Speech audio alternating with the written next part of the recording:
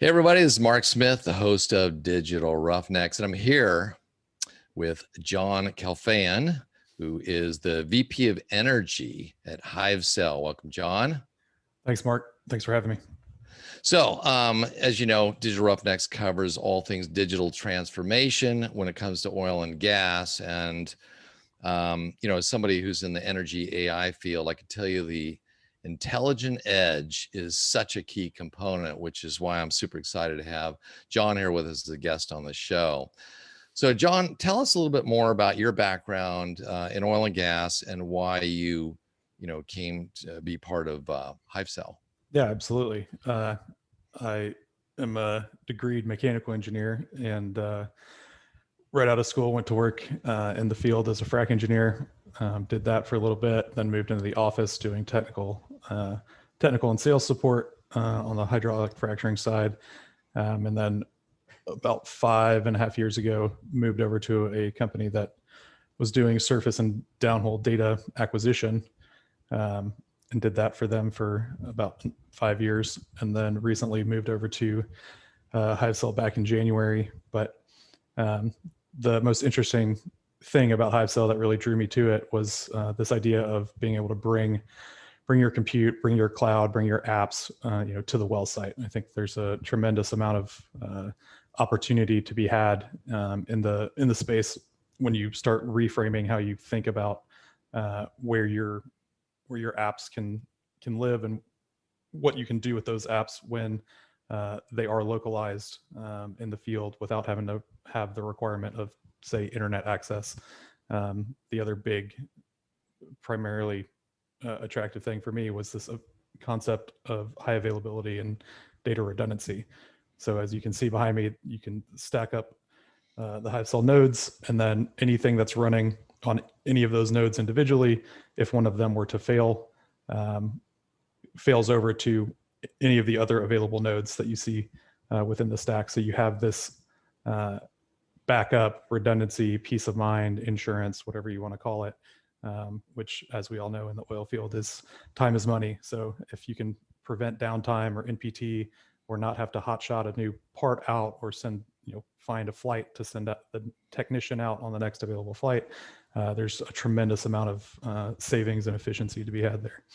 I remember our first pilot we did with an oil and gas site. And so we've got our cameras all set up, and we got this bill from Verizon for $14,000. And we said, holy crap.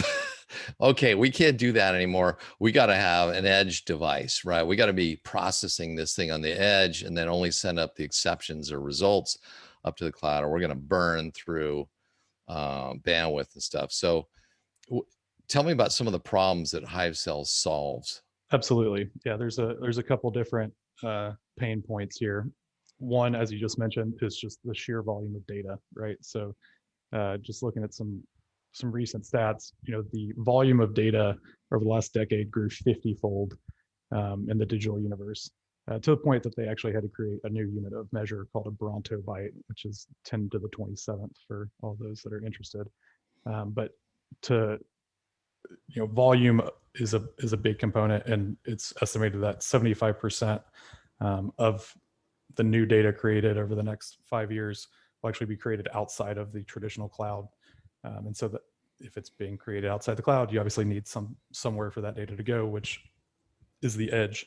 And as you mentioned, not all of that data needs to be pushed to the edge. The cloud has kind of become this giant repository for our data, but just pushing the data to the cloud doesn't magically make it useful or more or valuable or easier to use or consume.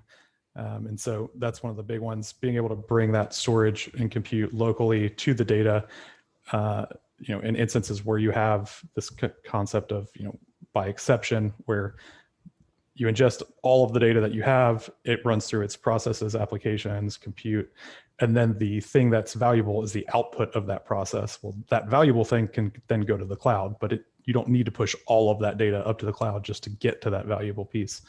The other component of it is, offline and connectivity. Being able to have things like air gap processes where there's literally no internet connection, but you need something to run and be computed. in real time, or have automations or control systems that are being controlled in an air-gapped or disconnected environment, or even just environments like the oil field where you may have connectivity some days, you might not the others, but you can't stop operations because you don't have connectivity. And so being able to have a computer or servers locally that are sitting there constantly running, whether there's connectivity or not. If there is connectivity, your data gets pushed up to the cloud, or the important data gets pushed up to the cloud. If there isn't, it keeps on running and you keep on moving down the road. So your operations and processes aren't stopped. So what's different about, Hivecell compared to just a regular small PC that you might put out there? Yeah, for sure. So a couple of our big differentiators, for one, as you can see behind me, they're modular. So you use the term Legos, and I'm a big Lego fan. So that's exactly what they are. Or that's how you can think about them. You can literally stack them up and scale them as you need. So our business model is built around individual nodes. So if you have 3 nodes in a group or a stack like this behind me, we call that a cluster. And that cluster allows you to do some very, very interesting things, like having high availability and data redundancy. So as I mentioned, I can literally come in here and turn one of these off, and the processes on that node, and the data off that node are distributed across the stack there. So your processes and data aren't lost, or they don't quit running just because one of them fails or dies. We've also got built-in battery backup, as you can see. So I can literally take this off the stack and it's still running. All the processes and everything are still running there. And they have a Wi-Fi communication with each other when you do disconnect them physically, so that everything keeps on moving and keeps on running down the road. Another big benefit that we offer is this concept of scalability. So a lot of edge applications, you have to kind of try and game plan or think out, how much compute resources I'm going to need, not just today, but also in the future for additional processes and applications that I might be running, which it's hard to estimate what those may be, or how much storage or compute you may need in the future. And so instead of having to overbuy what you might need in the future, or overcommit to something that is theoretical in the future, we allow you to buy what you need today. And then if you need more in the future, you literally just add another node to the stack and keep on running. Additionally, our design was made to be as simple as possible. So you have a power cable and an Ethernet cable, and that is it. There's no need for having any kind of networking engineer, networking technician, software engineer, or anything like that to go out on site like you would have with traditional kind of edge deployments. So it scales horizontally. And so, yeah, if you run out of compute power on one node, you add another node, it just starts scaling horizontally, and it offers failover. So, and the business model is like hardware as a service, right? Right. So that's kind of the other big differentiator on our end, is everything that we do is as a service. So just like your cloud providers are currently offering you their services as a service, so do we. And what that means is you're not buying the hardware, you're buying the turnkey solution as a service. So that includes the hardware, the framework licenses and runtime licenses. So that would be Kubernetes, Kafka, or HCI and VMs. So those licenses are also included. And then if the hardware itself dies or fails for any reason, we automatically replace that as part of your cost. And if you're under a long-term contract, we'll even upgrade the hardware every 3 years.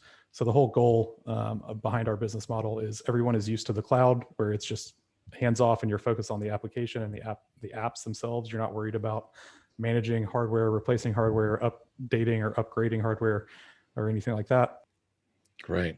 So John, how would people find out more about your product? Absolutely. To find out more about us, I've got a special landing page set up. Those will be in the link on the show notes. John, I want to thank you for being a guest on Digital Roughneck, and I'm really excited about your product and what you bring to the oil and gas operations. Absolutely. I appreciate